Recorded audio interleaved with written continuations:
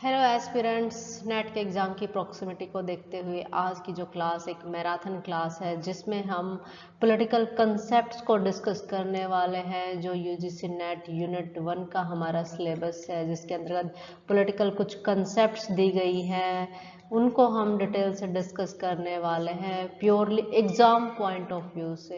Exam में जो questions आते हैं इस यूनिट से वही हमारा फोकस एरिया रहने वाला है इस वीडियो का।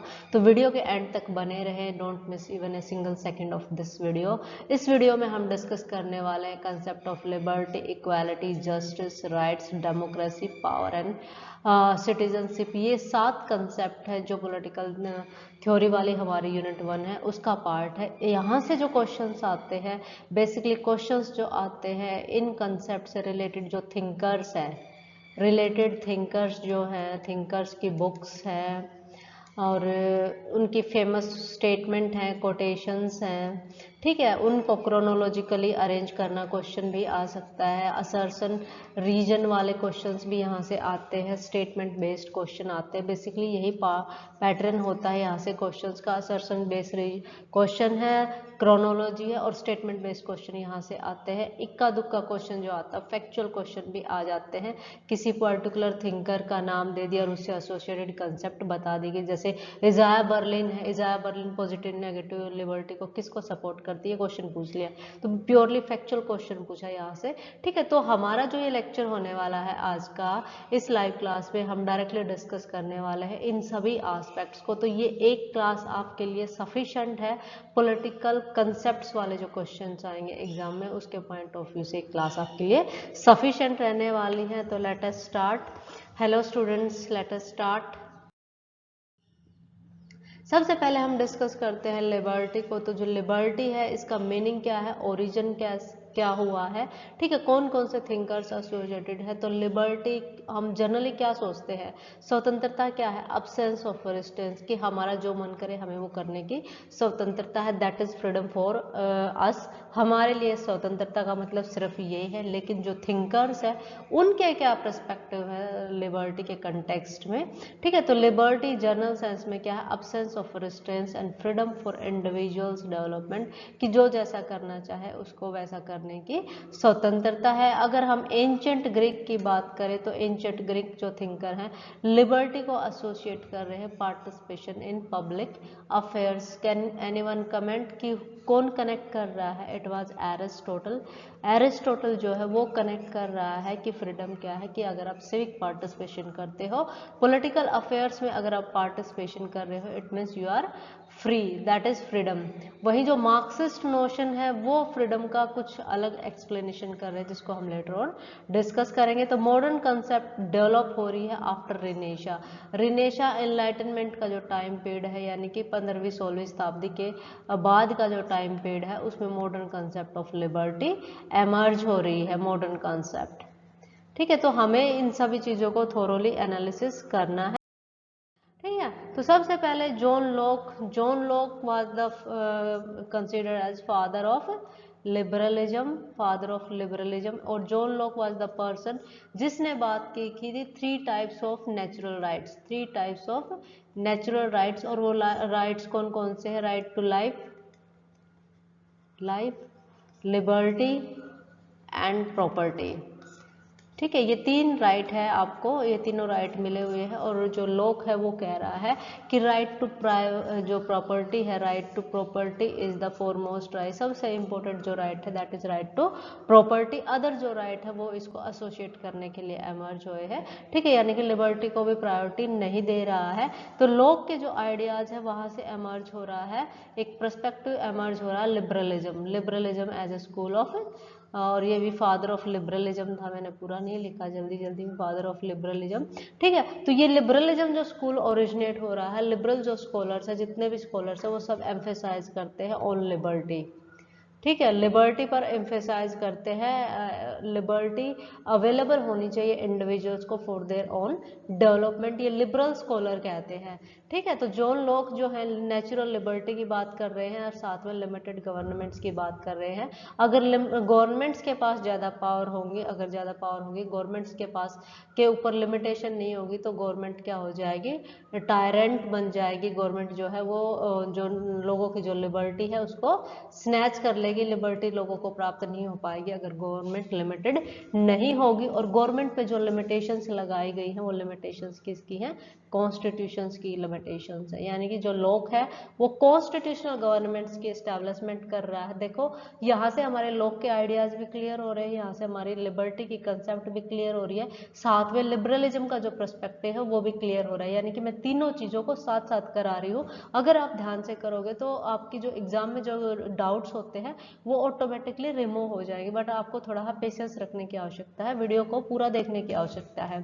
ठीक है, तो यहाँ पे कॉन्स्टिट्यूशनल गवर्नमेंट की कॉन्स्टिट्यूशनलिज्म एमर्ज हो रहा है, लोग के आइडियाज में लिमिटेड नेचर ऑफ गवर्नमेंट आ रही है, नेचुरल लिबर्टी आ रही है। ठीक है, और कंसेप्ट ऑफ नेचुरल राइट्स भी यहाँ से एमर्ज हो रही है, और लिबरलिज्म एज ए पर्सपेक्टिव भी यहाँ से एमर्ज हो रहा है।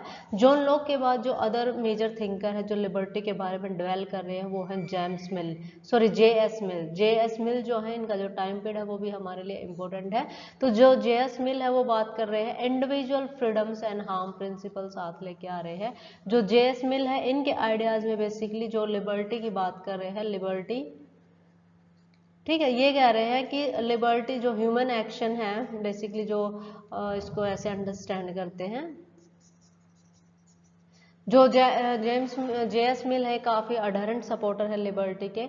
ये जो ह्यूमन एक्शन है, ह्यूमन एक्शन उनको टू पार्ट्स में डिवाइड कर रहे हैं। एक सेल्फ रिगार्डिंग एक्शन है जो मनुष्य के अपने आप से संबंधित है, और एक अदर्स रिगार्डिंग एक्शन है। ठीक है, तो जो जे.एस. मिल है वो कह रहा है कि ये जो सेल्फ रिगार्डिंग एक्शन है ना, यहाँ पे जो ह्यूमन है वो कंप्लीट फ्रीडम है, उनको उनके ऊपर कोई लिमिटेशंस नहीं है, कंप्लीट फ्रीडम प्रोवाइड की गई है यहाँ पे, टोटल फ्रीडम। ठीक है, टोटल फ्रीडम, यहाँ पे स्टेट कोई इंटरफेरेंस नहीं कर सकता। लेकिन जो अदर रिगार्डिंग एक्शन है यहाँ पे स्टेट कैन इंटरफेयर। स्टेट कब इंटरफेयर कर सकता है, जब एक इंडिविजुअल्स के कार्यों के द्वारा किसी दूसरे इंडिविजुअल्स के जो फ्रीडम है वो अफेक्ट हो रही है, तो उस सिचुएशन में स्टेट कैन इंटरफेयर। ये बात कौन कह रहा है, जे.एस. मिल कह रहे हैं। लेकिन लेटर ऑन जब वो अपने जो आइडियाज है बेसिकली, जो जे.एस. मिल है वो बात कर रहे थ्री टाइप ऑफ लिबर्टी। वो थ्री टाइप ऑफ लिबर्टी क्या है, थॉट्स एंड फ्रीडम, तो freedom of thoughts and expression, freedom of thoughts and expression, आपको बोलने की स्वतंत्रता है। ठीक है, आपको एसोसिएशन बनाने की स्वतंत्रता है, एसोसिएशन बना सकते हो आप, और आपको क्या करने की स्वतंत्रता है, आपको दूसरों के साथ रहने की स्वतंत्रता है, आपको अपने विचार रखने की स्वतंत्रता है। ये एसोसिएशंस की बात कर रहे हैं और एक्शंस की बात कर रहे हैं। आपको काम करने की स्वतंत्रता, आपको एसोसिएशन बनाने की स्वतंत्रता है, और आपको अपने विचार अभिव्यक्त करने की स्वतंत्रता है। तो हम देखते हैं कि ये जो सारी स्वतंत्रताएं मिल बात कर रहा है ये हमारे संविधान के आर्टिकल 19 में भी दी गई है। ठीक है, 19 जो आर्टिकल है इंडियन कॉन्स्टिट्यूशन का वो इन्हीं टाइप्स की फ्रीडम्स की बात कर रहा है। ठीक है, तो जो जे.एस. मिल के जो आइडियाज है वो काफ़ी सिग्निफिकेंट है इन लिबर्टी के डेवलपमेंट के कंसर्न में। ये हार्म प्रिंसिपल इसलिए लेके आता है कि अगर अदर रिगार्डिंग एक्शन में किसी मनुष्य के कार्य किसी दूसरे मनुष्य की फ्रीडम को स्नैच कर रहे हैं, तो उस सिचुएशन में हार्म प्रिंसिपल के कंटेक्स्ट में जो स्टेट है वो यहाँ पे इंटरवेंशन कर सकता है। उसके बाद फ्रीडम पर जो लार्जर वर्क है वो है इजायर बर्लिन का। इजायर बर्लिन ये लेटर डे स्कॉलर है, तो इनके आइडियाज में कंसेप्ट एमर्ज हो रही है पॉजिटिव और नेगेटिव लिबर्टी के, और इट वाज इजायर बर्लिन जो नेगेटिव लिबर्टी को सपोर्ट कर रहे हैं अल्टीमेटली। ठीक है, ये कह रहे हैं कि पॉजिटिव लिबर्टी एम्पैथी लिबर्टी है, उसमें कुछ नहीं है, नेगेटिव लिबर्टी अल्टीमेट लिबर्टी है। अगर हम होप्स को भी देखें तो होप्स के आइडियाज में भी नेगेटिव लिबर्टी की कंसेप्ट थी। वो कह रहा है कि इंडिविजुअल वहीं पे फ्री है जहाँ पर लॉ साइलेंट है। ठीक है। Liberty is where there is law silent, यानी कि जहाँ पर लॉ नहीं है, कानून नहीं है, वहाँ पर लिबर्टी आप इंजॉय कर सकते हो। जहाँ पर कानून आ जाता है वो लिबर्टी को रिस्ट्रेन करता है। वही जो टी.एस. ग्रीन है ये मोरल लिबरल है, तो ये पॉजिटिव लिबर्टी को समर्थन करते हैं कि लिबर्टी होनी चाहिए किसकी गाइडेंस में, अंडर गाइडेंस ऑफ स्टेट, यानी कि जो स्टेट है वो इंडिविजुअल की लिबर्टी में इंटरवेंशन कर सकता है। यहाँ पे जो स्टेट है वो आवश्यक है इंडिविजुअल के मोरल डेवलपमेंट के लिए, यानी कि जो मोरलिस्ट हैं टी.एस. ग्रीन, ठीक है। और उसके अलावा जैसे प्लेटो है, हेगल है, रूसो है। रूसो एक कंट्राडिक्टरी थिंकर है, क्योंकि वो एक तरफ तो कह रहा है कि man is born to be free, ठीक है, बट एवरीवेयर इन चेंज। एक तरफ तो ये बात कर रहा है, लेकिन दूसरी तरफ वो एब्सोल्यूट गवर्नमेंट की एस्टेब्लिशमेंट करता है, तो कहीं ना कहीं वो व्यक्ति की फ्रीडम को रिड्यूस कर देता है। तो वो इसलिए उसको थिंकर्स ऑफ पैराडॉक्सेस कहा जाता है। किसको? रूसो को। Rousseau is known as thinkers of paradoxes, ठीक है। तो जो टी.एस. ग्रीन है वो पॉजिटिव लिबर्टी की बात कर रहा है, इजाया बर्लिन नेगेटिव लिबर्टी की समर्थक है, जॉन लॉक है और जो जे.एस. मिल है ये पॉजिटिव लिबर्टी के समर्थक है, होब्स है वो नेगेटिव लिबर्टी का समर्थक है। I think it will be clear for you. Long video रहने वाली है हमारी काफी।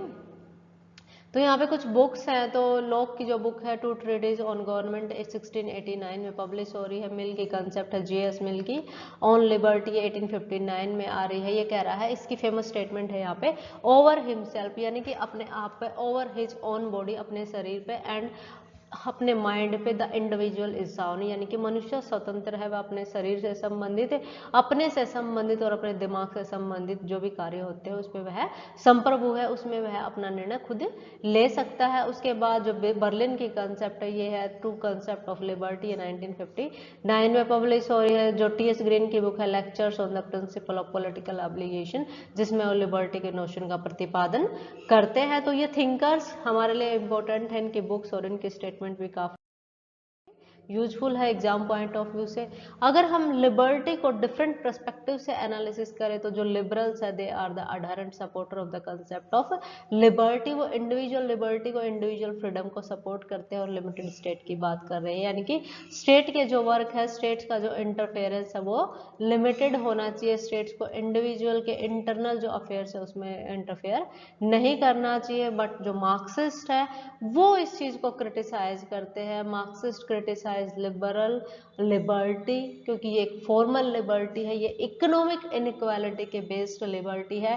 क्योंकि मार्क्सिस्ट जो कहते हैं कि जो होल हिस्ट्री है वो इकोनॉमिक स्ट्रगल के द्वारा, क्लास स्ट्रगल के द्वारा इवोल्व हुई है। क्लास स्ट्रगल ड्राइविंग फोर्स है, और यहाँ पर दो क्लासेस हैं, जो हैव्स हैं एंड हैव्स नॉट्स हैं, ठीक है। तो ये मार्क्स है वो कह रहा है कि जो हैव्स है वास्तव में उनके पास लिबर्टी है, they enjoy the liberty, enjoy करते हैं लिबर्टी को, लेकिन जो हैव्स नोट है उनके पास नो लिबर्टी, इनके पास कोई लिबर्टी नहीं है। इनको ना काम करने की स्वतंत्रता है, ना खाना खाने की स्वतंत्रता, ना रहने की स्वतंत्रता है, ना और ही कोई इनको स्वतंत्रता है। मार्क्स कह रहा है कि अगर इकोनॉमिक इक्वालिटी स्टेब्लिश नहीं होगी तो लिबर्टी का अपने आप में कोई वजूद नहीं है, लिबर्टी अपने आप में कोई मायने नहीं रखती है, ठीक है। तो इस वजह से जो मार्क्स कह रहे हैं वो लिबरल नोशन जो है लिबर्टी का उसको फॉर्मल बताते हैं, औपचारिक है। औपचारिक तौर पे तो सबको लिबर्टी प्रोवाइड कर रखी है, बट वास्तव में लिबर्टी प्राप्त नहीं है, ठीक है। औपचारिक लिबर्टी है, सबको लिबर्टी नहीं है, ठीक है। वही जो फेमिनिस्ट है, फेमिनिस्ट आर्ग्यू करते हैं कि जो पैट्रियार्की का जो नोशन एग्जिस्ट करता है लिबरल सोसाइटीज में, वो लिबर्टी को रिस्ट्रिक्ट करता है। जो वुमेन है they are not in position to enjoy their liberty, जो महिलाएं हैं वो अपने लिबर्टी को एंजॉय नहीं कर पा रही है, इसलिए ये कह रहे हैं, फेमिनिस्ट कह रहे हैं कि वास्तव में लिबर्टी वुमेन्स को नहीं मिली हुई है। दूसरा जो कम्युनिटेरियन थिंकर्स है वो कहते हैं कि social responsibility along with the freedom, कि फ्रीडम के साथ साथ आवश्यकता है कि सोशल रिस्पॉन्सिबिलिटी के नोशंस को, कम्युनिटी लाइफ के नोशंस को इन्हेंस किया जाए, उसको प्रमोट किया जाए, क्योंकि जो व्यक्ति है वो अकेला अपनी लिबर्टी को एंजॉय नहीं कर सकता, एक व्यक्ति दूसरों के साथ रह के ही अपनी लिबर्टी को एंजॉय कर सकता है, यानी कि लिबर्टी इन एसोसिएशन।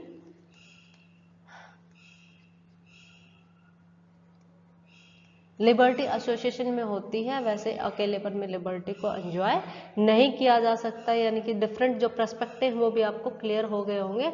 ओके, उसके बाद कुछ फेमस कोटेशंस हैं लिबर्टी पे, क्वेश्चंस यहाँ से भी आते हैं। तो जो जेएस मिल की हमने कर ली स्टेटमेंट, उसके बाद रूसो की स्टेटमेंट मैंने बता दिया। रूसो कह रहा है man is born free but everywhere is in चेज, की मनुष्य स्वतंत्र पैदा हुआ है लेकिन हर जगह बेड़ियों से जंजीरों से जकड़ा हुआ है।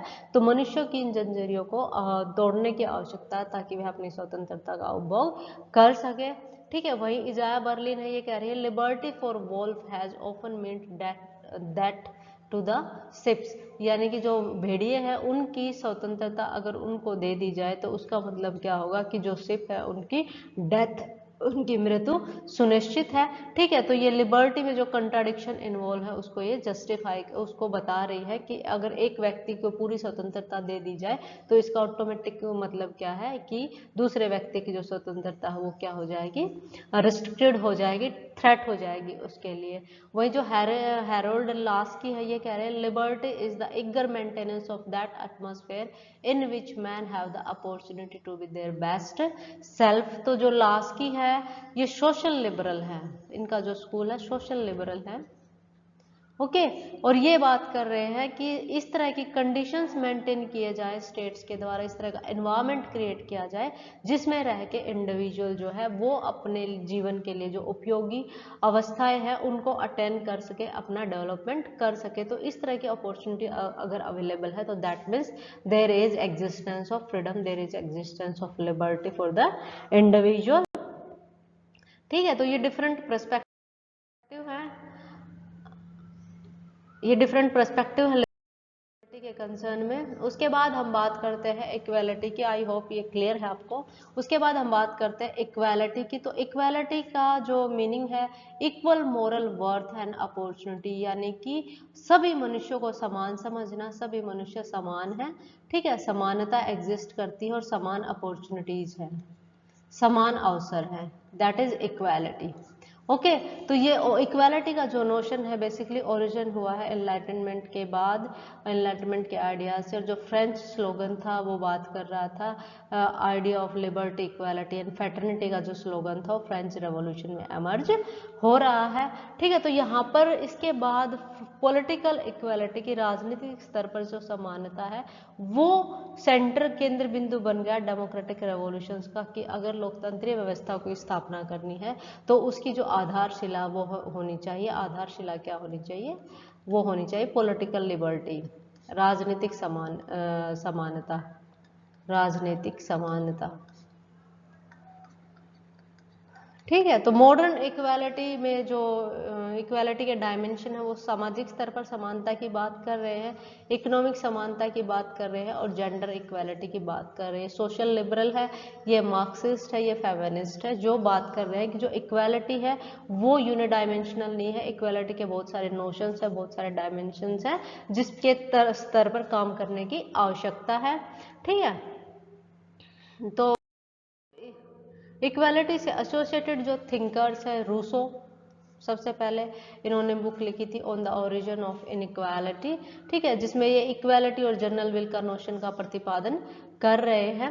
ठीक है, ये कह रहे हैं कि जहाँ पे इंस्टीट्यूशन ऑफ प्राइवेट प्रॉपर्टी आती है, जहाँ पर प्राइवेट प्रॉपर्टी एग्जिस्टेंस में आ जाती है, वहीं से मॉडर्न सिविलाइजेशन बिगिन हो जाती है, मॉडर्न सिविलाइजेशन। और मॉडर्न सिविलाइजेशंस बिगिन हो जाती है, इन इक्वालिटी एमर्ज हो जाती है, इक्वालिटी समाप्त हो जाती है। इन इक्वालिटी आने के कारण से जो स्टेट ऑफ ब्लेस एग्जिस्ट कर रही थी, स्टेट ऑफ ब्लेस या जो अच्छी प्राकृतिक अवस्था एग्जिस्ट कर रही है वो डिटोरिएट हो जाती है, डिटोरिएटेड। और अब क्या हो गया है कि ऐसी कंडीशंस हो गई है कि ह्यूमन बींग्स आपस में लड़ाई झगड़ा कर रहे हैं। तो इस लड़ाई झगड़े को, इस कन्फ्लिक्ट को, इस कियोस को, डिसऑर्डर को एंड करने के लिए जनरल विल एमर्ज होती है। वही जो कार्ल मार्क्स है, कार्ल मार्क्स के आइडियाज में इकोनॉमिक इनइक्वालिटी पर फोकस किया गया है। और कार्ल मार्क्स जो थे वो क्लासलेस सोसाइटी को एस्टैब्लिश करना चाहते थे, आर्थिक समानता स्थापित करना चाह रहे हैं, आर्थिक समानता और क्लासलेस सोसाइटी को एस्टेब्लिश करना चाहते थे कि समाज में अर्थ के आधार पर, आर्थिकता के आधार पर, वेल्थ के आधार पर इनइक्वालिटी ना हो। ठीक है, वहीं जो जॉन रॉल्स है वो जस्टिस एज फेयरनेस की बात कर रहे हैं, जस्टिस एज फेयरनेस, यानी कि जो न्याय है उसका एकमात्र ऑब्जेक्टिव क्या होना चाहिए, इस न्याय का जो एकमात्र ऑब्जेक्टिव होना चाहिए कि वहां पर समानता की एस्टेब्लिशमेंट हो, समानता की, स्वतंत्रता की,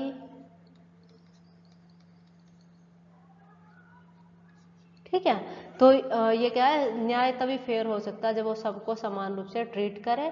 वही R.H. टाउन ने जो है वो भी सोशल स्फीयर में सामाजिक इक्वालिटी की बात कर रहे हैं। तो ये कुछ थिंकर्स है जो एसोसिएटेड है लिबर्टी के, इक्वालिटी के नोशन के साथ। उसके बाद कुछ स्टेटमेंट्स है, कुछ बुक्स है जो एसोसिएटेड है इक्वालिटी से। सोशल कॉन्ट्रैक्ट है रूसो की 1762 में पब्लिश हो रही है, ठीक है। इसी में इनकी ये फेमस स्टेटमेंट भी मेंशन है। वही मार्क्स की बुक है क्रिटिक ऑफ गोथा प्रोग्राम 1875 में पब्लिश हो रही है।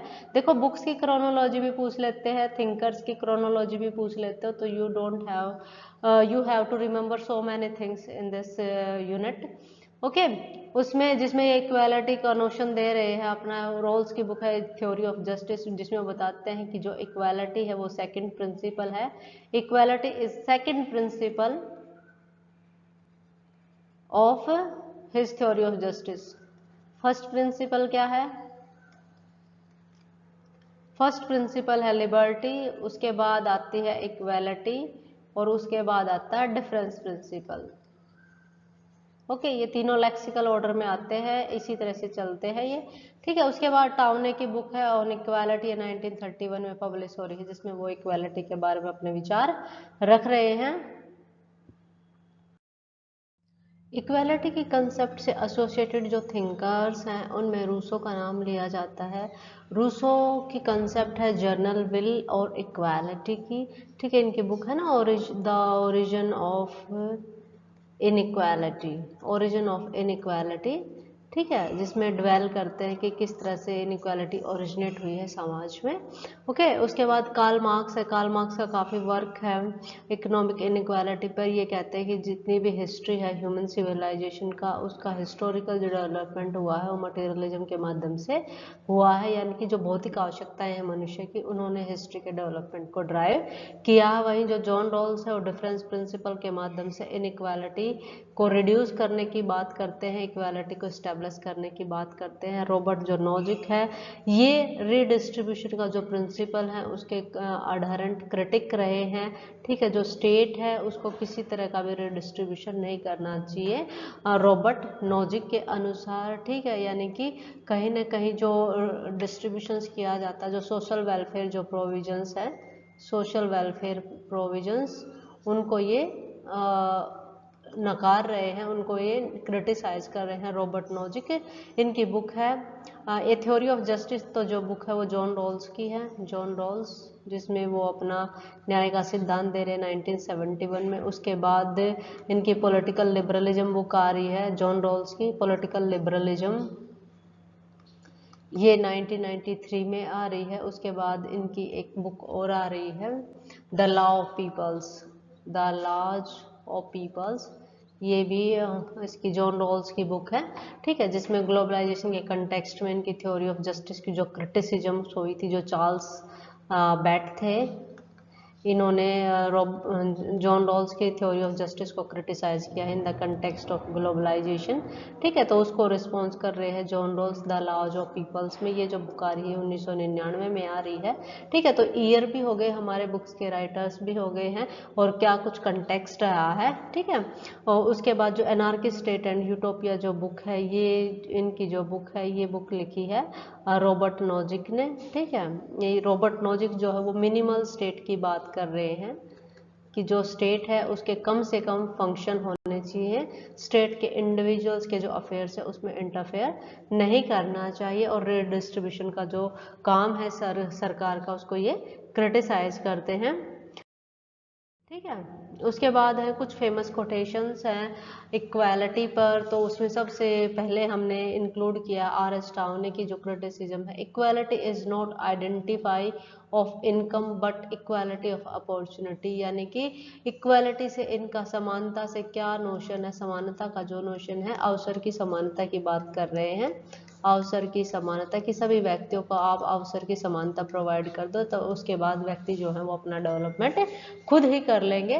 ठीक है। उसके बाद जो मार्क्स है, मार्क्स के अनुसार जो समानता का नोशन है वो क्या है, from each according to his ability to each according to his needs.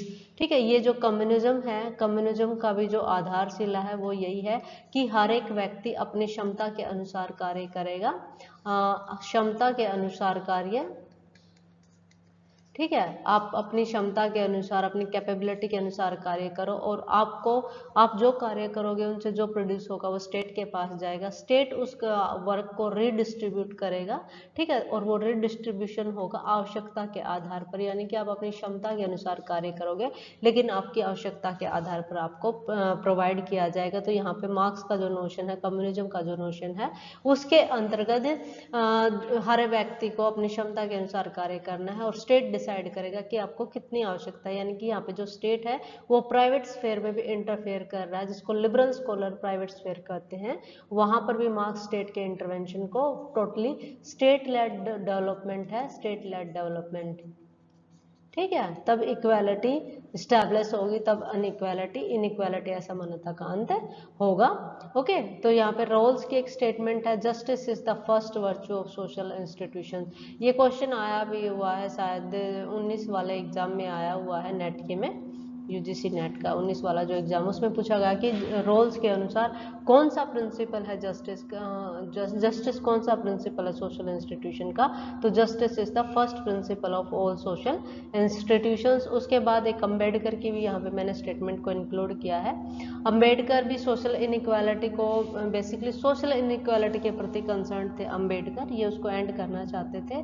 तो यहाँ पर स्टेटमेंट है अम्बेडकर की, political democracy can not last unless there lie at the base of it social democracy, यानी कि अगर सोशल स्फेयर में आप डेमोक्रेसी एस्टेब्लिश कर देते हो, यानी कि सोशल डेमोक्रेसी क्या है कि समानता, समवट समानता, स्वतंत्रता, समानता है, स्वतंत्रता है। ठीक है। स्वतंत्रता है, और भाई आपको क्या है, आपको अधिकार है। ठीक है। आप पॉलिटिकल एक्टिविटीज में पार्टिसिपेट कर रहे हो, सोशल स्फेयर में आपके साथ किसी तरह का डिस्क्रिमिनेशन नहीं हो रहा है, दैट इज डेमोक्रेसी अम्बेडकर के अनुसार। जहाँ पे इस डेफिनेशन के अंतर्गत डेमोक्रेसी ये है, ठीक है, फॉर्मल डेमोक्रेसी नहीं है। तो ये कह रहे हैं कि पॉलिटिकल स्फेयर में पार्टिसिपेशन, पॉलिटिकल स्फेयर में समानता, पॉलिटिकल स्फेयर में अधिकार या स्वतंत्रता का उपभोग व्यक्ति तभी कर सकते हैं जब सोशल स्फेयर में उनको पहले मिले, यानी कि अम्बेडकर के अनुसार जो सोशल डेमोक्रेसी है that is prior to political democracy. Political democracy बाद में आती है, पहले आप सोशल स्फेयर में डेमोक्रेसी लेके आओ। ठीक है। तभी पॉलिटिकल डेमोक्रेसी सरवाइव कर पाएगी। उसके बाद नेक्स्ट जो है डिफरेंट पर्सपेक्टिव है इक्वालिटी पर, तो इनमें एक लिबरल पर्सपेक्टिव है। सबसे पहले तो लिबरल जो पर्सपेक्टिव है वो इक्वालिटी ऑफ अपॉर्चुनिटी की बात कर रहे हैं कि आप अवसर की समानता प्रोवाइड कर दो, बाकी काम लोग अपने आप अपना डेवलपमेंट कर लेंगे। बिकॉज जो लिबरल स्कॉलर है वो बिलीव करते हैं मैन इज रैशनल, कि मनुष्य रैशनल है, man is an economic being, मनुष्य एक इकोनॉमिक प्राणी है, वो अपने डिसीजन खुद ले सकता है। ठीक है। और मनुष्य रैशनल प्राणी है, तर्क संगत है, अपना डेवलपमेंट खुद कर सकता, बट आप उनको इनिशियल स्टेज पे अवसर की समानता प्रोवाइड कर दो। लेकिन जो मार्क्सिस्ट हैं वो बेसिकली सपोर्ट कर रहे हैं इकोनॉमिक इक्वालिटी में। वो कह रहे हैं कि अदर जो इक्वालिटी है, लाइक पॉलिटिकल इक्वालिटी है, सोशल इक्वालिटी है, वो एस्टेब्लिश नहीं हो पाएंगे जब तक इकोनॉमिक इक्वालिटी, यानी इकोनॉमिक स्फेयर में जो एक्सप्लॉयटेशन हो रहा है उसको अप एंड नहीं होगा, तब तक अदर स्फेयर में इक्वालिटी का नोशन सर्वाइव नहीं कर सकता है। ठीक है। वहीं जो सोशलिस्ट है, समाजवादी हैं, वो कह रहे हैं वेलफेयर स्टेट और रीडिस्ट्रीब्यूशन को सपोर्ट कर रहे हैं। ठीक है। तो वेलफेयर स्टेट का जो नोशन है वैसे तो लिबरल्स के साथ अटैच्ड है, लेकिन मॉडर्न स्फेयर में जो सोशल लिबरल आने चाहिए, यहाँ पे सोशलिस्ट नहीं आने चाहिए। सोशल जो लिबरल है, सोशल लिबरल जो स्कॉलर है वो वेलफेयर स्टेट को सपोर्ट कर रहे हैं। इसको वो कर देते थोड़ा ना, कभी कंफ्यूजन हो जाए। सोशल लिबरल जो है वो वेलफेयर स्टेट को और रीडिस्ट्रीब्यूशन को सपोर्ट कर रहे हैं। वहीं जो फेमिनिस्ट स्कॉलर हैं वो जेंडर इक्वालिटी की बात कर रहे हैं, पैट्रियार्की की बात कर रहे हैं। ये कह रहे हैं कि अदर स्फेयर में इक्वालिटी सर्वाइव नहीं कर पाएगी, अगर विमेंस को इक्वालिटी आप प्रोवाइड नहीं कर रहे तो आप फॉर्मल सेंस में भी इक्वालिटी प्रोवाइड नहीं कर रहे। सबसे पहले तो पैट्रियार्किकल इंस्टीट्यूशंस को वीकन करना पड़ेगा और जेंडर इक्वालिटी की बात करनी पड़ेगी, महिलाओं को भी समान अधिकार प्रोवाइड करने पड़ेंगे ताकि जो है इक्वालिटी का जो नोशन है वो सही रूप में सर्वाइव कर सके। ठीक है, वही ये है अमर्त्य सेन है, social egalitarian. Amartya Sen social egalitarian है ये।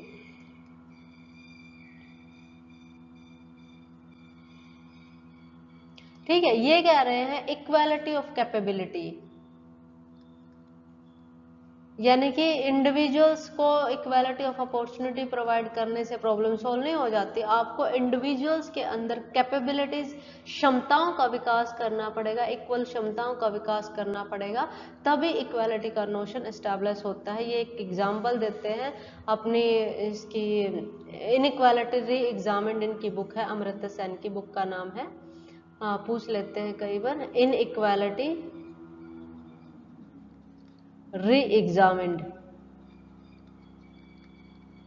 ठीक है, इसमें ये कहते हैं कि ये वाली है, ये अलग अलग है भाई, इनइक्वालिटी री एग्जामिन्ड। ये कहते हैं कि अगर मान लो 10 बुक है और वो 10 बुक 10 बच्चों में चिल्ड्रंस में बांट दी जाती है, लेकिन उन 10 बच्चों में से मान लेते हैं 3 बच्चे जो हैं वो उस बुक को पढ़ने में असमर्थ हैं, तो इक्वालिटी ऑफ अपॉर्चुनिटी के अंतर्गत तो आपने बुक्स का डिस्ट्रीब्यूशन कर दिया, इक्वल बुक का डिस्ट्रीब्यूशन कर दिया, सबको एक एक बुक प्रोवाइड कर दी, लेकिन उन 3 बच्चों के लिए उस पुस्तक का कोई महत्व नहीं, because they are incapable of reading that particular book. तो ये तो रिसोर्सेज का वेस्टेज होगा। तो अमर्त्य सेन कह रहे हैं कि जो स्टेट है that should inbuilt capabilities in these 3 child, यानी कि इन व्यक्तियों के लिए स्टेट को एक्स्ट्रा एफर्ट करने की आवश्यकता है, इनके अंदर कैपेबिलिटी बिल्टअप करने की आवश्यकता है, तभी क्या हो सकता है, तभी इक्वालिटी ऑफ अपॉर्चुनिटी एस्टैब्लिश हो जाती है। तो अमर्त्य सेन की जो अप्रोच है वो कैपेबिलिटी अप्रोच है। उसके अलावा एक रोनाल्ड डोर्किन है, ये रिसोर्स इगैलिटेरियन है।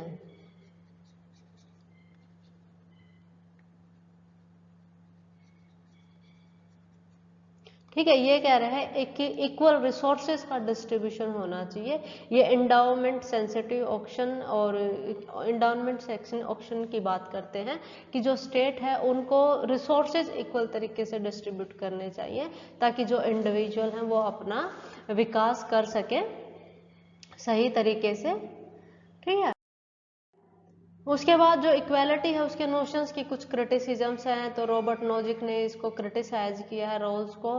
ठीक, क्योंकि जो रोल्स है वो जो डिफरेंस प्रिंसिपल पर, जो डिफरेंस प्रिंसिपल है, थर्ड जो प्रिंसिपल है, ठीक है, डिफरेंस प्रिंसिपल के तहत रोल्स कह रहा है कि ना कि जो स्टेट है उसको रीडिस्ट्रीब्यूशन करना चाहिए रिसोर्सेज का, तो उसको क्रिटिसाइज कर रहा है रॉबर्ट नोजिक कि कहीं ना कहीं रोल्स ने डिफरेंस प्रिंसिपल को, इक्वालिटी को कुछ ज्यादा ही इंपॉर्टेंस दे दी है, लिबर्टी को सेक्रीफाइस कर दिया। जो फर्स्ट प्रिंसिपल है, स्वतंत्रता जो फर्स्ट प्रिंसिपल है, उसको कम महत्व दिया है। ये कौन कह रहा है? नोजिक कह रहा है। वहीं जो कंजर्वेटिव थिंकर्स हैं वो कहते हैं कि जो कंप्लीट इक्वालिटी है वो हार्म करती है मेरिट का। कंजर्वेटिव कौन है? जो ट्रेडिशंस को, कस्टम्स को, रीति रिवाजों को बनाए रखना चाहते हैं, ये स्टेटस कोस्ट है, ठीक है, यथास्थिति को बनाए रखना चाहते हैं, ये किसी तरह का परिवर्तन नहीं चाहते। ये मानते हैं कि समाज में इन इक्वालिटी है वो नेचुरल है, इन इक्वालिटी नेचुरल है और उसमें किसी तरह का परिवर्तन नहीं किया जाना चाहिए। अगर ज़्यादा परिवर्तन किया जाएगा तो उससे क्या हो जाएगा? इनस्टेबिलिटी आ जाएगी। इनस्टेबिलिटी आ जाएगी तो डेवलपमेंट विल नॉट हैपन। इसलिए क्या कहते हैं? डेवलपमेंट नहीं होगा। ठीक है, इसलिए कहता है कि ज्यादा छेड़छाड़, ज्यादा चेंजेस, परिवर्तन नहीं करना चाहिए। ठीक है, ये कह रहे हैं कि कंप्लीट इनइक्वालिटी हार्म्स मेरिट। जो मेरिट है, जो डिजर्विंग करते हैं, अगर उनको भी सबके समान ट्रीट किया जाएगा तो मेरिट को बढ़ावा नहीं मिलेगा। ठीक है, डेवलपमेंट नहीं हो पाएगा। इसलिए ये इक्वालिटी को, कंप्लीट इक्वालिटी को सही नहीं मानते हैं। वहीं जो मार्क्सिस्ट हैं वो लिबरल जो नोशन है इक्वालिटी का उसको सुपरफिशियल बोलते हैं, आर्टिफिशियल बोलते हैं, और कंप्लीट इक्वालिटी नहीं बोलते, इसको खोखला बोलते हैं कि लिबरल जो इक्वालिटी है वो फॉर्मल है, औपचारिक है। ठीक है, ये सही तरह से डेवलपमेंट नहीं करती है, सभी की टेक केयर नहीं करती है। वही जो फेमिनिस्ट है वो इसको ट्रेडिशनल क्रिटिसाइज करता है कि जो ट्रेडिशनल थ्योरी है, चाहे वो मार्क्सिस्ट है, चाहे वो लिबरल है, चाहे वो कंजर्वेटिव है, वो विमेंस के कंटेक्स्ट में काम नहीं करती, वो जेंडर इक्वालिटी की बात नहीं करती है, वो मैन की इक्वालिटी की बात ही करती है। तो जेंडर इक्वालिटी का जो नोशन है ट्रेडिशनल थ्योरीज में वो मिसिंग है। तो फेमिनिस्ट का जो कंसर्न है बेसिकली वो क्या है, जेंडर इक्वालिटी की बात कर रहे हैं। वहीं अगर हम बात करें मल्टीकल्चरलिस्ट है, जो मल्टीकल्चरलिस्ट हालांकि डायरेक्ट नहीं है, लेकिन जो मल्टीकल्चरलिस्ट है, जो कम्युनिटेरियन है, ठीक है, वो इक्वालिटी को ज़्यादा इंपॉर्टेंस नहीं देते। वो कहते हैं कि यूनिकनेस जो है, यूनिकनेस है हर एक कल्चर की, हर एक सोसाइटी की, हर एक कम्युनिटी की, उसको मेंटेन रखना चाहिए। ठीक है, सेमनेस पे ज़्यादा फोकस नहीं करते, ये मेल्टिंग पॉट पे फोकस नहीं करते, सैलेड बाउल कंसेप्ट में बिलीव करते हैं। सभी जो कम्युनिटीज हैं उनकी यूनिकनेस को बनाए रखना चाहते हैं। फिर हम बात करते हैं जस्टिस की। तो जस्टिस भी काफ़ी इम्पोर्टेंट कंसेप्ट है पॉलिटिकल थ्योरी की। जस्टिस का मतलब क्या है, फेयरनेस एंड मोरल राइटनेस, कि आप अपने तरीके से जो नैतिक आयाम है आपके लाइफ के, आप उनके प्रति कमिटेड हो, आप किसी के साथ अनजस्टिस धोखाधड़ी नहीं कर रहे हो, आप न्याय कर रहे हो। ठीक है, जो जिसका है उसको वो दे रहे हो। ठीक है, तो यहाँ पे जो जस्टिस की कंसेप्ट है, जस्टिस की कंसेप्ट पे प्लेटो से स्टार्ट हुई है, प्लेटो के बाद अरस्तु भी है, मॉडर्न जो थ्योरिस्ट है वो भी सोशल और इकोनॉमिक जस्टिस की बात करते हैं। तो सबसे पहले जो प्लेटो था उन्होंने जस्टिस पे अपनी थ्योरी दी है, फुल फ्लेज थ्योरी है जस्टिस पे प्लेटो की। तो जो प्लेटो है वो इनिशियली क्या कहता है कि there is existence of 3 classes in the society, 3 classes है जिसमें रूलर है, सोल्जर है और फार्मर कम्युनिटी है। ठीक है, तो ये सारी की सारी जो कम्युनिटी हैं जिनको वह गोल्ड, सिल्वर और कॉपर कहता है, गोल्ड, सिल्वर एंड कॉपर से डिनोट करता है। ठीक है, ये विजडम को डिनोट करते हैं, ये स्ट्रेंथ को, फिजिकल स्ट्रेंथ को डिनोट करते हैं, और ये एपेटाइट को डिनोट करते हैं। ठीक है, तो ये कह रहा है कि तीनों जो क्लासेस है, रूलर हैं, सोल्जर हैं और पीजेंट हैं या फार्मर्स है या ट्रेडर्स है, जो भी हैं, मर्चेंट्स हैं, ये तीनों अगर अपना अपना काम करेंगे और एक दूसरे के स्फेयर में इंटरफेरेंस नहीं करेंगे, अपने अपने स्फेयर में अपनी जो रिस्पॉन्सिबिलिटी उनको फुलफिल करेंगे, तो ऑटोमेटिकली जस्टिस की एस्टेब्लिशमेंट हो जाएगी। That will be just society, justice है यहाँ पे। ठीक है, और यहाँ पर तीनों जो क्लासेस है वो हार्मनी में रह रही हैं। तो यहाँ पे जो फिलोसोफर किंग का इंस्टीट्यूशन इस्टेब्लिश किया जा रहा है प्लेटो के द्वारा, फिलोसोफर किंग ये मेंटेन रखेगा कि समाज में जो तीनों वर्ग है वो आराम से अपना काम कर रहे हैं, एक दूसरे के कार्य में इंटरफेरेंस नहीं करेंगे। तो प्लेटो के लिए जो जस्टिस का नोशन था वो हार्मनी के साथ अटैच्ड है, यानी कि सभी क्लासेस आपस में सामंजस्य के साथ रह रही है। वही जो प्लेटो का डिस्पाइल था एरिस्टोटल, तो एरिस्टोटल की जो कंसेप्ट है जस्टिस की, वो डिस्ट्रीब्यूटेड जस्टिस की बात करता है, करेक्टिव जस्टिस की बात करता है। ठीक है, प्रोपोर्शनेट थ्योरी ऑफ जस्टिस है अरस्तु की।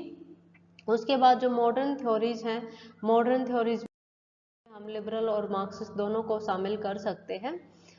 हाँ, तो यहाँ पर ये मैंने बताया दिया, जो जॉन रॉल्स है उनकी भी फुल फ्लेज थ्योरी है, थ्योरी ऑफ जस्टिस बुक आई है, जिसमें जस्टिस को एज ए फेयरनेस डिफाइन करते हैं। एक बार ये क्वेश्चन आया है, मैचिंग क्वेश्चन आया है नेट के एग्जाम में। ठीक है, कि कौन सा किसके साथ है, अटैच्ड है। ओके, और रॉबर्ट नोजिक की एंटाइटलमेंट थ्योरी ऑफ जस्टिस है जो बुक है, रिपब्लिक ये प्लेटो की बुक है। निकोमियन एथिक्स जो बुक है ये एरिस्टोटल की बुक है जस्टिस के, जिसमें जस्टिस थ्योरी ऑफ जस्टिस दिया हुआ है। ठीक है, theory of justice John Rawls की बुक है, और रॉबर्ट नोजिक की बुक है state anarchy and utopia, a theory of state anarchy and utopia. ठीक है, तो इन सभी बुक्स में इन थिंकर्स ने अपनी कंसेप्ट ऑफ जस्टिस का प्रतिपादन किया है। उसके बाद कुछ फेमस कोटेशंस है जस्टिस पे, जिसमें प्लेटो के अनुसार justice means minding one's own business, minding one's own, कि भाई आपका जो काम है ना, अगर आप वो कर रहे हो तो इसका मतलब आप अपने साथ भी न्याय कर रहे हो और दूसरे के साथ भी न्याय कर रहे हो।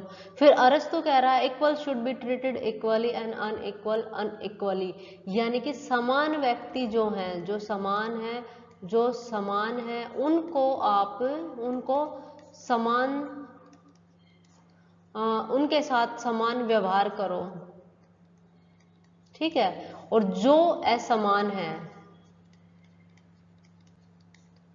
उनके साथ असमान व्यवहार करो,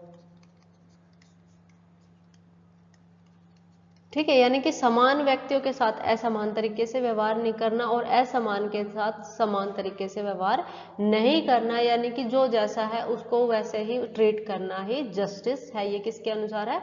अरस्तु के अनुसार है। फिर रॉल्स ने जस्टिस को हमने डिस्कस कर लिया। नॉजिक के अनुसार जो जस्टिस है, taxation of earning from labour is on par with force labour. जो रॉबर्ट नॉजिक है वो टैक्सेशन के भी अगेंस्ट है कि जो स्टेट है वो टैक्स लगा के कहीं ना कहीं जो वेल ऑफ सेक्शन है सोसाइटी का उसके साथ अन्याय कर रहा है, उसके साथ अनजस्टिस कर रहा है, क्योंकि उनकी मनी को स्टेट उन लोगों पर खर्च कर रहा है जिन्होंने उस मनी को जनरेट करने में किसी तरह का योगदान, किसी तरह का लेबर इन्वॉल्व नहीं था, ठीक है। तो रॉबर्ट नॉजिक टैक्सेशन को भी अनजस्टिस बताता है वेल ऑफ सेक्शन के खिलाफ। तो ये इनके डिफरेंट, देखो हमें क्या करना है, हमें मेमोराइज करना है चीजों को कि भाई इस बंदे ने ये कहा है, हमारे लिए उतना, हमारा जो नोशन है जस्टिस का वो हमारा अपना है, ठीक है। और इंडियन कॉन्स्टिट्यूशन का जो है वो इंडियन कॉन्स्टिट्यूशन का है। अभी के लिए हमें अपनी पर्सनल जो प्रेफरेंसेस हैं और जो इंडियन कॉन्स्टिट्यूशन का जो नोशन है उसको अटैच नहीं करना, हमें न्यूट्रल होकर इनकी स्टेटमेंट्स को मेमोराइज कर रहा है। एग्जाम में यही पूछा जाता है। उसके बाद डिफरेंट पर्सपेक्टिव जो है जस्टिस के, तो लिबरल जो है वो प्रोसीजरल जस्टिस की बात करते हैं। प्रोसीजरल जस्टिस यानी कि कानून क्या कहता है, लॉ क्या कहता है, लॉ के अनुसार यहाँ पे जस्टिस एस्टेब्लिश किया जाता है, लॉ जस्टिस को एस्टेब्लिश करता है। मार्क्स के अनुसार या मार्क्सिस्ट जो स्कॉलर हैं उनके अनुसार इकोनॉमिक स्फेयर में जस्टिस होना और क्लास जो एग्जिस्ट कर रहे हैं उनको अबॉलिश करना ही जस्टिस है, यानी कि इकोनॉमिक जो इनइक्वालिटी एग्जिस्ट कर रही है, इकोनॉमिक इनइक्वालिटी, उसको एंड करना क्या है, जस्टिस है। इकोनॉमिक इनइक्वालिटी नहीं होनी चाहिए। जो फेमिनिस्ट और जेंडर्स के स्फेयर में जस्टिस की बात कर रहे हैं, कम्युनिटी स्पेसिफिक जस्टिस की बात कर रहे हैं कि कम्युनिटी की जो पर्सनल स्फेयर है, ये कम्युनिटी है, ये इसका जो पर्सनल स्फेयर है इसका अलग जस्टिस के नोशन होंगे, यहाँ पे इस कम्युनिटी के अलग होंगे। There can not be universal principle of justice, यानी कि सार्वभौमिक न्याय के सिद्धांत नहीं हो सकते, हर कम्युनिटी स्पेसिफिक जस्टिस के सिद्धांत होंगे, ये कम्युनिस्ट कह रहे हैं। उसके बाद जो जस्टिस थ्योरिस्ट है उनकी कुछ क्रिटिसिज्म है, लाइक नॉजिक ने तो रोल्स को क्रिटिसाइज किया, उसके रिडिस्ट्रीब्यूशन के प्रिंसिपल को क्रिटिसाइज किया है। कम्युनिटेरियन ने भी रोल्स को क्रिटिसाइज किया है, क्योंकि जो रोल्स है वो एक इंडिविजुअल की बात कर रहा है कि एक इंडिविजुअल के लेवल पर जस्टिस की एस्टेब्लिशमेंट होगी, ठीक है। लेकिन कम्युनिटेरियन क्या कह रहे हैं कि जो जस्टिस है वो किसके, कम्युनिटी के लेवल पर काम करेगा, एक इंडिविजुअल के लेवल पर काम नहीं करेगा, क्योंकि जो मनुष्य है वो अपने सही रूप का या अपने सही जीवन का अनुभव तभी कर पाता है जब वो कम्युनिटी के साथ रहता है। मनुष्य अकेला रह के अपने जीवन का सही उपभोग नहीं कर सकता, उसमें अपने आप को सही तरीके से रियलाइज नहीं कर सकता। कम्युनिटेरियन यानी कि समुदायवादी, ठीक है। हाँ, तो कम्युनिटेरियन ने रोल्स की थ्योरी ऑफ जस्टिस को बहुत ज़्यादा क्रिटिसाइज किया है। यहाँ पे माइकल सैंडल हैं और माइकल वॉल्जर हैं। माइकल वॉल्जर ने स्फेयर ऑफ जस्टिस, जिसमें वो कम्युनिटेरियन थ्योरी ऑफ जस्टिस दी है, स्फेयर ऑफ जस्टिस की बात करते हैं, बुक का नाम है माइकल वॉल्जर की। ये स्फेयर ऑफ जस्टिस में कम्युनिटेरियन थ्योरी ऑफ जस्टिस देते हैं।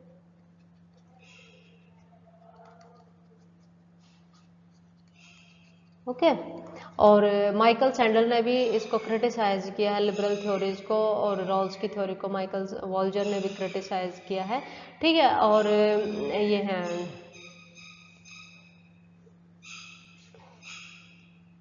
हाँ, इनकी कम्युनिटेरियन की जो क्रिटिसिज्म थी रोल्स की थ्योरी की, उसके रिस्पॉन्स में जो रोल्स बुक लिख रहे हैं वो पॉलिटिकल लिबरलिज्म बुक लिख रहे हैं। मैंने बताया था ना अभी पॉलिटिकल लिबरलिज्म, ये उसके कम्युनिटेरियन जो क्रिटिसिज्म हुई ना इसकी थ्योरी ऑफ जस्टिस की, उसके रिस्पॉन्स में ये बुक लिख रहे हैं, जिसमें कम्युनिटेरियन क्रिटिसिज्म्स के को ये रिस्पॉन्स कर रहे हैं कि उसके क्रिटिसिज्म्स के कंटेक्स्ट में अपनी थ्योरी को रिफॉर्म कर रहे हैं। उसके बाद जो मार्क्सिस्ट हैं, बेसिकली जो रोल्स का वो इसलिए बार बार में वर्णन आ रहा है क्योंकि ये पॉलिटिकल फिलोसॉफी को रिवाइव कर रहे हैं। पॉलिटिकल फिलोसॉफी इनकी थ्योरी ऑफ जस्टिस में रिवाइव हो रही है, पॉलिटिकल फिलोसॉफी रिवाइवल, ठीक है, प्लेटो की ट्रेडिशन को दोबारा से रिवाइव कर रहे हैं ये अपनी थ्योरी ऑफ जस्टिस के माध्यम से। वही जो मार्क्सिस्ट है वो आर्ग्यू करते हैं लिबरल जस्टिस प्रोटेक्ट कैपिटलिज्म,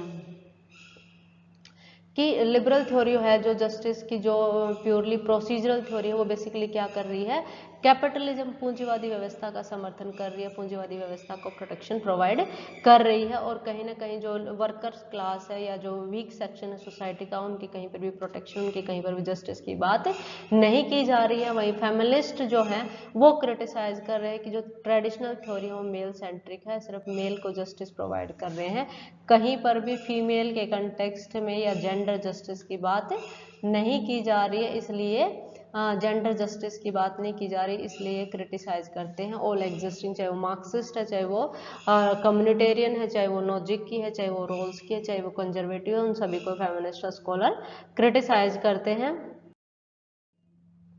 उसके बाद हम बात करते हैं राइट्स की जो कंसेप्ट है, ये भी काफ़ी फेमस है। तो राइट्स की कंसेप्ट से रिलेटेड राइट्स वो है, राइट्स वो क्लेम है जो सोसाइटी और स्टेट के द्वारा रिकॉग्नाइज होते हैं। तो ये स्टेटमेंट किसकी है, लास्की की स्टेटमेंट है। Okay, rights are those claim which are recognised by the society. Okay, तो नेचुरल राइट्स की जो थ्योरी डेवलप हो रही है किसके आइडियाज में, जॉन लॉक के आइडियाज में। अभी अभी हमने डिस्कस किया था कि he was talking 3 type of natural rights. तो नेचुरल राइट्स की थ्योरी एनलाइटनमेंट के बाद डेवलप हो रही है। Rights central became right become the central notions after American and French revolution, क्योंकि अमेरिकन और जो फ्रेंच रेवोल्यूशन था उसमें मनुष्यों के मैन की राइट की बात की गई, मैंस राइट, ठीक है, फीमेल्स के राइट्स की बात नहीं की गई थी, मेंस के राइट्स की बात की गई थी। जो फ्रांस का चार्टर आ रहा है, ये चार्टर फॉर फ्रेंच के रेवोल्यूशन के टाइम पे, चार्टर्स फॉर मेंस राइट, ठीक है। और इसके कंटेक्स्ट में जो हमारी फेमिनिस्ट स्कॉलर है मैरी वुलस्टोनक्राफ्ट, मैरी वुलस्टोनक्राफ्ट,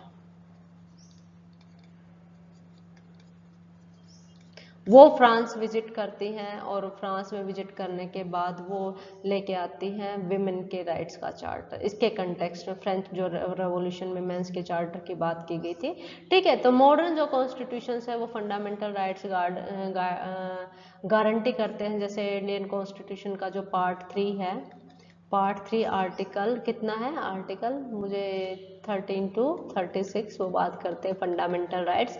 फंडामेंटल राइट्स क्या है कि भारत के सभी नागरिकों को बिना किसी भेदभाव के ये राइट्स मिले हुए हैं, ठीक है। तो थिंकर्स कौन कौन से एसोसिएटेड हैं राइट्स पे, जॉन लॉक का हमने डिस्कस कर लिया। उसके बाद थॉमस पेन है, ये जनरेशन ऑफ ह्यूमन राइट्स देते हैं, generation of rights of man, human rights नहीं, सॉरी, राइट्स ऑफ मैन, ठीक है।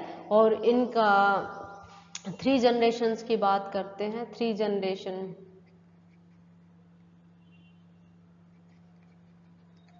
Of rights. ओके, टीएच जो मार्शल है वो सिविल, पॉलिटिकल और सोशल राइट्स की बात कर रहे हैं।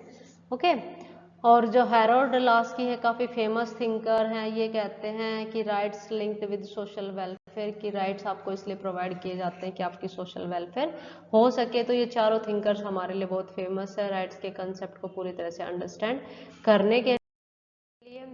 तो कुछ बुक्स हैं इनकी, जैसे लॉक की तो 2 ट्रीटीज ऑफ गवर्नमेंट है राइट के कंसेप्ट में, थॉमस पेन की राइट्स ऑफ मैन है 1791 में आ रही है, टीएच मार्शल की सिटीजनशिप एंड सोशल क्लास है 1950 में आ रही है, लास्की की ग्रामर ऑफ पॉलिटिक्स है 1925 में आ रही है। तो ईयर भी हमें पता लग गया, बुक्स भी पता लगी और ऑथर्स के नेम भी पता लग गया, सेंट्रल आइडिया क्या पता लग गया कि राइट्स के बारे में डिवेल कर रही हैं। तो कुछ फेमस कोटेशंस हैं, जैसे लॉक का फेमस कोटेशंस है, the rights of law, the end of law is not to abolish or restrain but to preserve and enlarge freedom. देखो कितनी यूनिक वो है डेफिनेशंस है, कितनी यूनिक कोटेशंस है। लॉ का टाइम पीरियड तो देखो आप, उस टाइम पे बंदा कितनी यूनिक डेफिनेशन लेके आ रहा है राइट्स की, कि राइट्स का मतलब क्या है।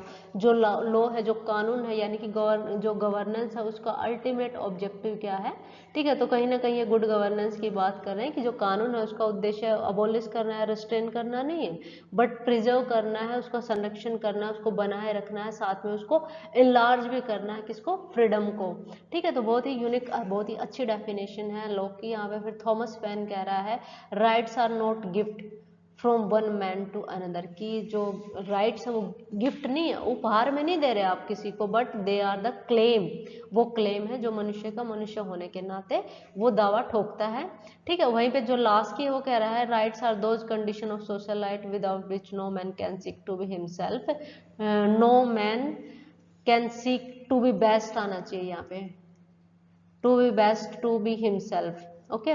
तो यहाँ पर ये है कि भाई जो राइट्स है वो ऐसी कंडीशंस है, ऐसी स्थितियां हैं जिनके बिना कोई मनुष्य अपने आप को उत्तम अवस्था में नहीं कह सकता। तो बहुत ही अच्छी डेफिनेशन है लास्ट की भी यहाँ पर। वहीं पे जो टी.एच. मार्शल है, ये सिटीजनशिप कह रहे हैं कि कोई मनुष्य किसी देश का नागरिक होने का मतलब है कि उसको सिविल स्फेयर में, पॉलिटिकल स्फेयर में और सोशल स्फेयर में राइट्स मिले होने चाहिए, यानी कि सिटीजनशिप और राइट्स का जो नोशन है, राइट की जो कंसेप्ट है वो साथ साथ चलते हैं, ठीक है। ये टी.एच. मार्शल का नोशन है राइट्स के बारे में। उसके बाद है डिफरेंट पर्सपेक्टिव। तो जो लिबरल्स हैं वो मैन को रैशनल मानते हैं, तो एज सच वो इंडिविजुअल्स राइट्स की बात करेंगे। मार्क्सिस्ट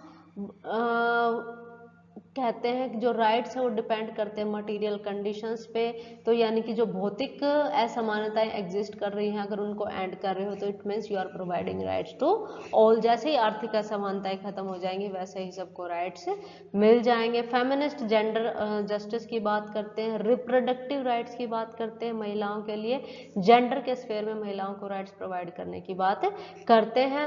और जो ह्यूमन राइट्स अप्रोच है वो यूनिवर्सल राइट्स को रिकॉग्निशन प्रोवाइड करने की बात करती है कि मनुष्य को मनुष्य होने के नाते कुछ अधिकार प्राप्त होने चाहिए। वहीं जो कम्युनिटेरियन है वो कम्युनिटी स्पेसिफिक राइट्स की बात कर रहे हैं। जो मल्टी कल्चरलिस्ट हैं वो ये कम्युनिटी स्पेसिफिक,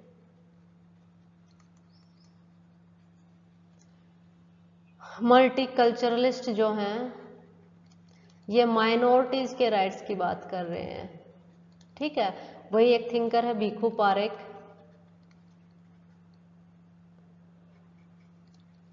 ये इमिग्रेंट्स की भी बात कर रहे हैं कि इमिग्रेंट्स जो होते हैं एक राष्ट्र के नागरिक दूसरे राष्ट्र में मजबूरी के कारण आके रह रहे हैं, जैसे ईरान वाले राष्ट्र नागरिक हैं वो दूसरे देशों में अभी जाके रह रहे हैं, तो उनको भी राइट्स प्रोवाइड होने चाहिए। तो ये डिफरेंट पर्सपेक्टिव है राइट्स के बारे में। उसके बाद कुछ डेमोक्रेसी का जो नोशन है, तो डेमोक्रेसी को जनरली हम कंसीडर करते हैं रूल बाय द पीपल, की लोगों का लोगों के द्वारा लोगों के लिए शासन। That is the most famous definition of democracy, accepted है सभी के लिए। तो डेमोक्रेसी का जो ओरिजिन हो रहा है ग्रीक वर्ड डेमोस एंड कराटोस से हो रहा है, ठीक है। एंशिएंट एथेंस में प्रैक्टिसाइज किया जाता था डायरेक्ट डेमोक्रेसी, लेकिन it was Plato and Aristotle जो डेमोक्रेसी को हेट करते थे, ठीक है। डेमोक्रेसी को प्लेटो ने तो रूल ऑफ इग्नोरेंस कहा है, rule of ignorance. But later on democracy का जो मॉडर्न नोशन उभर रहा है उसके तहत कॉन्स्टिट्यूशनलिज्म की एस्टेब्लिशमेंट हो रही है, यूनिवर्सल फ्रेंचाइज को रिकॉग्नाइज किया जा रहा है। तो यहाँ पे जो थिंकर्स एसोसिएटेड हैं डेमोक्रेसी से वो हैं अब्राहम लिंकन, और उसके बाद जे.एस. मिल रिप्रेजेंटेटिव डेमोक्रेसी की बात कर रहे हैं। ये तो डेमोक्रेसी को सेव करने के लिए सेफ गार्ड भी सजेस्ट कर रहे हैं, सेफ गार्ड्स टू डेमोक्रेसी,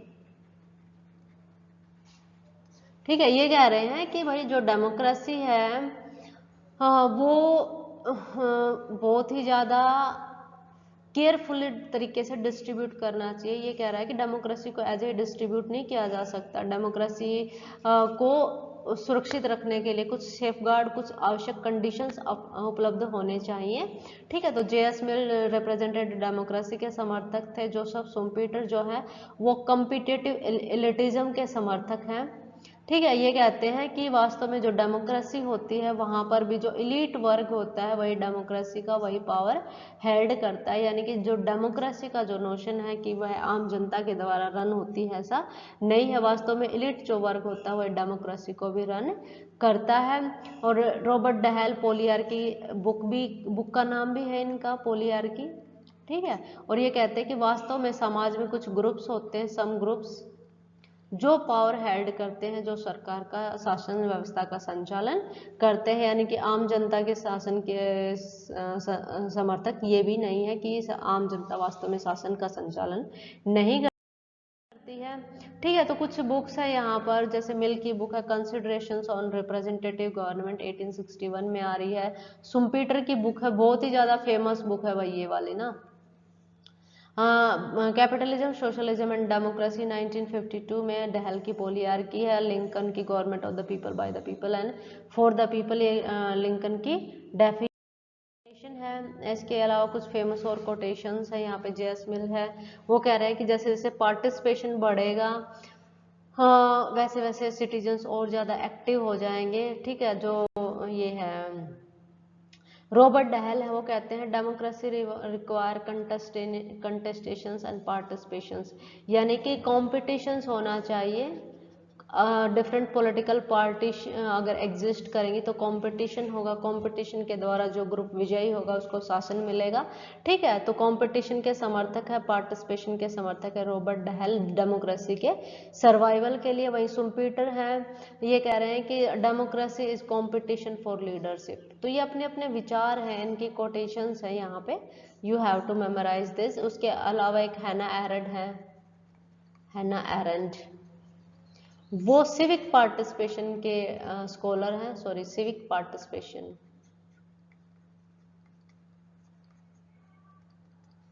ठीक है, कि एक्टिव सिटीजनरी होगी अगर तो वहां पर डिक्टेटरशिप नहीं आएगी, लोगों को पॉलिटिक्स में पार्टिसिपेट करना चाहिए। उसके अलावा डिफरेंट पर्सपेक्टिव की अगर हम बात करें तो लिबरल सपोर्ट करते हैं रिप्रेजेंटेटिव डेमोक्रेसी की। ठीक है, यानी कि कहीं ना कहीं इनडायरेक्ट डेमोक्रेसी है। मार्क्सिस्ट क्रिटिसाइज करते हैं कैपिटलिस्टिक डेमोक्रेसी को कि ये तो सिर्फ कैपिटलिस्टिक क्लास की डेमोक्रेसी है, कैपिटलिस्टिक क्लास की डेमोक्रेसी है।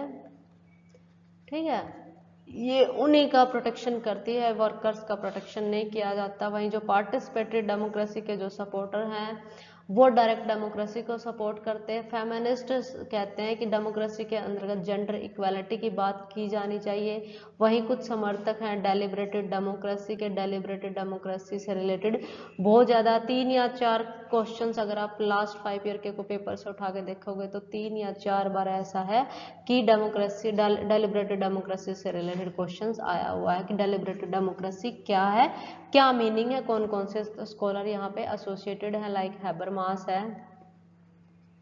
ठीक है, डेलिब्रेटेड डेमोक्रेसी में बेसिकली डिस्कशन पर फोकस होता है कि जो पब्लिक इंपॉर्टेंस के जो इश्यूज होते हैं उसको जनता के बीच में डिस्कशन किया जाता है और जनता यहाँ पर अपनी एडवाइस पुट कर सकती है पॉलिसी मेकर्स के सामने।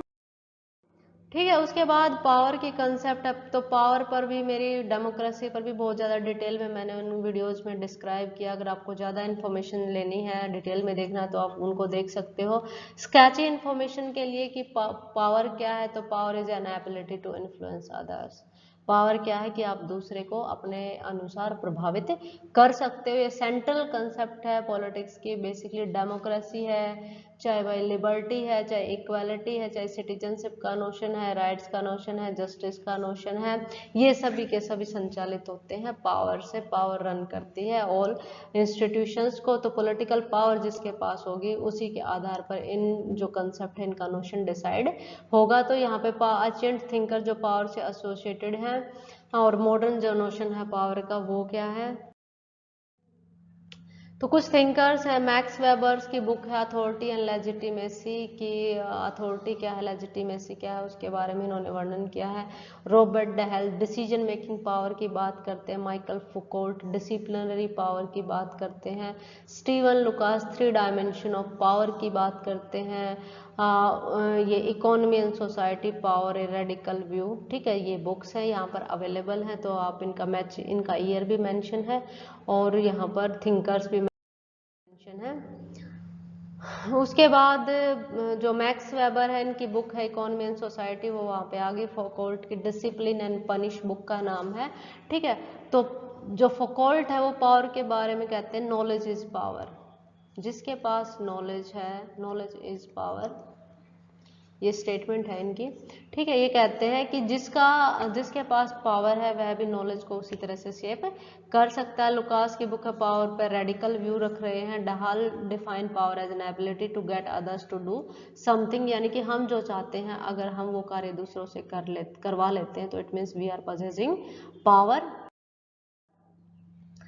फेमस कोटेशंस में पावर पे मैक्स वेबर के व्यू है, power is the probability that one actors can carry out his will despite resistance, ठीक है। एज सिंपल डेफिनेशन जो वास्तव में पावर काम करती है। लॉर्ड एक्टन क्या कहते हैं, power tend to corrupt and absolute power corrupt absolutely. ये क्वेश्चन भी एक बार आया हुआ है, शायद 19 वाले या 18 वाले एग्जाम में आया, थोड़ा पीछे आया था, ठीक है। लॉर्ड एक्टन की जिसके पास पावर आ जाती है वो भ्रष्ट बन जाता है, और अगर निष्कुंज पावर आ जाती है तो बंदा भी निष्कुंज तरीके से भ्रष्ट बन जाता है। फौकॉल्ट कहता है पावर इज एवरीवेयर, जैसे हमारी ब्लड नसें जो हैं उसमें ब्लड सर्कुलेट होता है, ब्लड सर्कुलेशन, वैसे ही जो पावर है वो भी सोसाइटी में रिसाइड करती है। स्टीवन लुकास कहते हैं power has visible and hidden dimension, ठीक है। पावर का नेचर के बारे में डिस्क्रिप्शन दे रहे हैं। उसके बाद डिफरेंट जो पर्सपेक्टिव है पावर में, प्लूरलिस्टिक जो पावर को डिस्पर्स सोचते हैं कि जो पावर है किसी एक ग्रुप में नहीं है, not in a single group. Powers बहुत सारे ग्रुप्स में डिस्ट्रीब्यूटेड है, कई ग्रुप्स एग्जिस्ट करते हैं, मैनी ग्रुप्स होल्डिंग पावर्स, ठीक है। वही जो मार्क्सिस्ट है वो पावर को एज ए क्लास डोमिनेशन देखते हैं, किसके पास है, कैपिटलिस्टिक क्लास के पास पावर है, ठीक है। वही हैव्स है, वही पावर होल्ड करते हैं। वही जो फेमिनिस्ट है वो पैट्रियार्किकल पावर की बात कर रहे हैं, जिसके कारण जेंडर लेवल पे अन्याय हो रहा है। जो पोस्ट स्ट्रक्चरलिस्ट है वो पावर और डिस्कोर्स को एनालिसिस करते हैं कि पावर किस तरह से डिस्कोर्स को इस्टेब्लिश करती है, पावर किस तरह से नॉलेज को शेप करती है, ठीक है। पावर किस तरह से नैरेटिव क्रिएट करती है सोसाइटी में। तो पोस्ट मॉडर्निस्ट जो है वो भी किसी एक सिंगल लोकेशन पर पावर की बात नहीं कर रहे हैं। उसके बाद सिटीजनशिप की कंसेप्ट है, लास्ट कंसेप्ट है हमारी। Citizenship means membership of A political community, यानी कि किसी एक पर्टिकुलर कम्युनिटी के आप क्या हो, मेंबर। जैसे इंडियन सिटीजनशिप है, अमेरिकन सिटीजनशिप है। ओरिजिन होता है सिटीजनशिप का ग्रीक सिटी स्टेज में, रोमन सिटीजनशिप की बात की है। जो एरिस्टोटल हैं वो भी अपनी थ्योरी ऑफ सिटीजनशिप दे रहे हैं, वो कह रहे हैं कि जो महिलाएं हैं, ओल्ड एज पीपल हैं, चिल्ड्रन हैं, इनेमी है, फॉरनर हैं, ठीक है, और स्लेव हैं, they are not citizen. Citizen क्या है, अरस्तु के अनुसार जो एक्टिवली पॉलिटिक्स में पार्टिसिपेट करता है वही सिटीजन है, एरिस्टोटल के अनुसार। यानी कि काफी कंजर्वेटिव डेफिनेशन दे रहा है अरस्तु किसकी, सिटीजनशिप की। लेकिन जो मॉडर्न सिटीजनशिप की कंसेप्ट है इसके अंतर्गत राइट्स को भी इंक्लूड किया गया है और ड्यूटीज के नोशन को भी इंक्लूड किया गया है। और ग्लोबलाइजेशन के कंटेक्स्ट में ग्लोबल सिटीजनशिप की बात कर रहे हैं। लाइक जो EU है, यूरोपियन यूनियन है, उसमें फ्री मूवमेंट्स कर रखा है, free movements of free movements of citizen, कि एक दूसरे के नागरिकों को फ्री आने जाने की सुविधा मुहैया है। तो ग्लोबल सिटीजनशिप की बात भी की जा रही है रिसेंट टाइम में। उसके बाद जो थिंकर्स हैं तो अरस्तु का हमने डिस्कस कर लिया, और अरस्तु की ट्रेडिशन में ही हाना एरेंड भी राइट्स टू हैव राइट्स, ये बेसिकली हैना एरेंड भी एक्टिव सिटीजनशिप की बात कर रहे हैं, एक्टिव सिटीजनरी की, सिटीजनशिप उसी को मिलनी चाहिए, वही नागरिक है जो एक्टिव तरीके से पॉलिटिक्स में पार्टिसिपेट करता है। TH मार्शल सिविल पॉलिटिकल और सोशल सिटीजनशिप की बात कर रहे हैं, रूसो भी सिविक पार्टिसिपेशन की बात कर रहे हैं। तो बेसिकली जो मॉडर्न थिंकर हैं जो मॉडर्न थिंकर हैं सिटीजनशिप के कंसेंट में, वो एक्टिव सिटीजनशिप की बातें कर रहे हैं। हालांकि फॉर्मल सेंस में भी जो नागरिक जिस देश में रहता है वो उसी का सिटीजन है। तो टी.एच. मार्शल की बुक है यहाँ पर सिटीजनशिप एंड सोशल क्लास, 1950 में पब्लिश हो रही है। रूसो ने 1762 में और सोशल कॉन्ट्रैक्ट के माध्यम से सिटीजनशिप का उल्लेख किया था। वहीं हैना एरेड की ओरिजिन ऑफ टोटलिटेरिज्म 1951 है। ठीक है, तो इनके अनुसार जो सिटीजनशिप है उसके अनुसार पार्टिसिपेशन होना चाहिए, राइट्स होने चाहिए और आइडेंटिटी होनी चाहिए आपको सिटीजनशिप अवेल कराने के लिए। उसके बाद कुछ फेमस कोटेशंस हैं। देखो, अरस्तु की इस कोटेशन से हम सभी वाकिफ हैं। उसके बाद टी.एच. मार्शल की कोटेशन है, citizenship involves from civils to social rights, यानी कि दोनों तरीके के राइट्स भाई आपके शामिल है सिटीजनशिप में। उसके बाद हैना एरेड कहते हैं citizenship is the right to have rights, ये इनकी सिटीजन वो है कोटेशन है। देखो, याद करनी है आपको कि भाई सिटीजनशिप का मतलब क्या है, कि आपके पास अधिकार है, अधिकार होने का। कितनी फेमस स्टेटमेंट है। इसके बाद रूसो है, सिटीजनशिप रिक्वायर एक्टिव पार्टिसिपेशन। ठीक है, अरस्तु के अनुसार, रूसो के अनुसार, हैना एरेड के अनुसार सिटीजनशिप का मतलब है एक्टिव पार्टिसिपेशन। उसके बाद फेमिनिस्ट जो पर्सपेक्टिव है इसके अंतर्गत कैरोल पैटमैन है। तो कैरोल पैटमैन पैट्रियार्किकल सोशल कॉन्ट्रैक्ट को क्रिटिसाइज करते हैं कि ये तो मैन के बीच में बात करता है, मैन के अधिकारों की बात करता है, मैंस राइट्स, विमेंस के राइट्स की कहीं पे बात ही नहीं है। उसके बाद सुसेन और मोलर ओकीन है, ये कहती है justice must include family equality, यानी कि जो प्राइवेट स्फेयर है उसमें भी आपको इक्वालिटी की बात करनी चाहिए, तभी आप सही तरीके से न्याय एस्टेब्लिश कर सकते हो। ये कहते हैं कि personal is as political as private as public, यानी कि जो पर्सनल स्फेयर है वो भी पॉलिटिकल है, वो भी राजनीति से अछूता नहीं है। फेमिनिस्ट एम्फेसाइज करते हैं कि आपको रिप्रोडक्टिव अधिकार होने चाहिए, महिलाओं को रिप्रेजेंटेशन का अधिकार होना चाहिए और जेंडर जस्टिस होना चाहिए, central to the feminist political theory. तो जितने भी फेमिनिस्ट क्रिटिसिज्म है, चाहे वो न्याय की है, चाहे वो जस्टिस की है, पावर की है, इक्वालिटी की है, वो सबको सब में जेंडर जस्टिस एस्टेब्लिश करना चाहते हैं, जेंडर इक्वालिटी की बात कर रहे हैं। ठीक है, और पैट्रियार्किकल सिस्टम को, कंजर्वेटिव सिस्टम को क्रिटिसाइज कर रहे हैं। उसके बाद मार्क्सिस्ट पर्सपेक्टिव है। तो मार्क्सिस्ट इकोनॉमिक एक्सप्लॉयटेशन को हाईलाइट कर रहे हैं, इकोनॉमिक इनइक्वालिटी को एंड करना चाहते हैं, इक्वालिटी के इकोनॉमिक स्फेयर में इक्वालिटी स्टैब्लिश करना चाह रहे हैं। ये कह रहे हैं कि पॉलिटिकल राइट्स का कोई मतलब नहीं है जब तक आपको इकोनॉमिक स्फेयर में इक्वालिटी स्टैब्लिश नहीं हो जाती। पहले इकोनॉमिक इक्वालिटी आएगी, उसके बाद पॉलिटिकल राइट्स आएंगे। यानी कि यहाँ पे जो स्टेट को क्रिटिसाइज करते हैं कि स्टेट, मार्क्स कहता है कि state is an executive of बुर्जुआ class.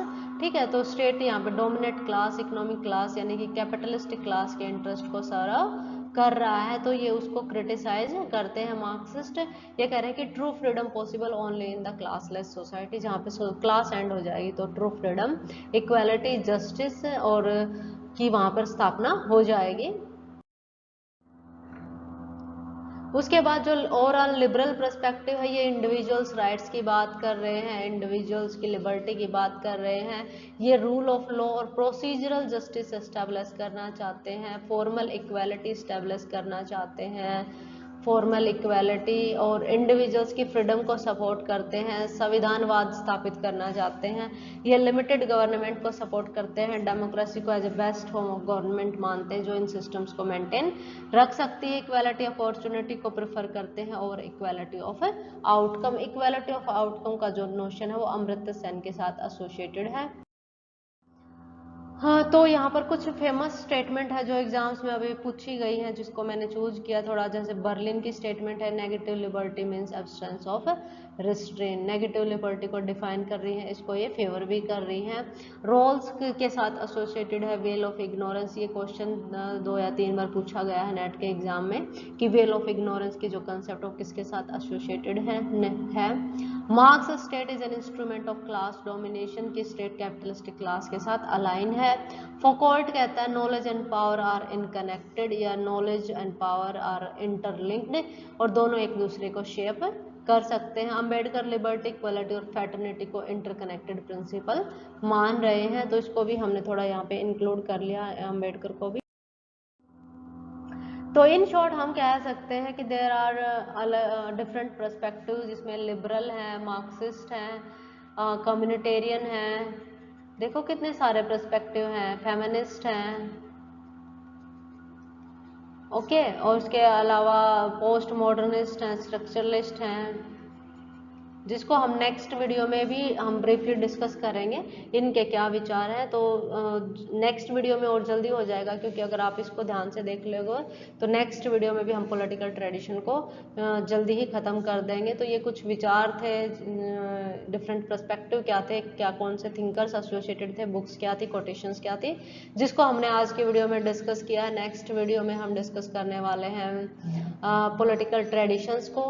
तो stay tuned for the next video on political traditions. अगर आपको मेरा कंटेंट अच्छा लगा हो तो भाई लाइक करना और वीडियो को शेयर करना अपने फ्रेंड सर्कल में। मुझे लगता है वीडियो काफ़ी हेल्पफुल रहेगी आपके लिए। कमेंट करना कमेंट बॉक्स में वीडियो आपको कैसी लगी, और चैनल को अगर अभी तक आपने सब्सक्राइब नहीं किया तो चैनल को सब्सक्राइब करें, और नेक्स्ट वीडियो के लिए चैनल पर बने रहें। Till then have a nice day, good luck for the exams.